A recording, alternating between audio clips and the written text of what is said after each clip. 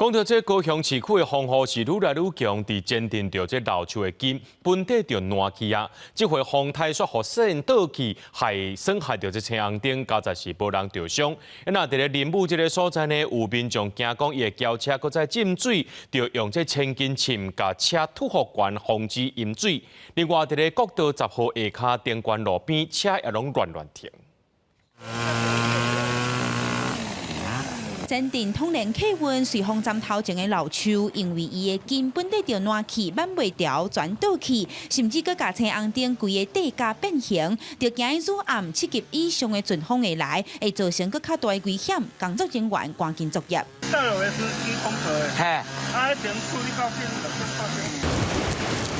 高雄风雨哪来哪大，暴风圈继续升到南部地区。市府对10月初1停班停课开始，开放全高雄市309个场所，包括国中小学，计共9705个临时车位。今日伫咧高雄仁武特殊学校的外口，会当看到讲真侪民众拢提早做准备哦。其实因早就伫咧这个人行道的部分，拢甲因的车刷来车是停到满，甚至伫咧校园内底啊，这停车位早就已经甲告示牌啊讲。已经全部停满。也那仁武电关路国道10号下骹，沿路无违停车格所在，违规停车超过1公里长，就连奥多摆嘛违规停伫咧安全岛。无伊啦，啊，了拄好哪都有就扛落安啦。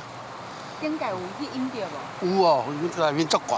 着惊车会阁浸水，仁武的民众应该会惊，应用千斤锭甲汽车经护管，嘛有人用锁啊甲奥多摆吊起来，厝内物件是会使贴的，拢全部贴好管。哦，淹水淹了太凶的啦！阮淹3台车，2台车报废。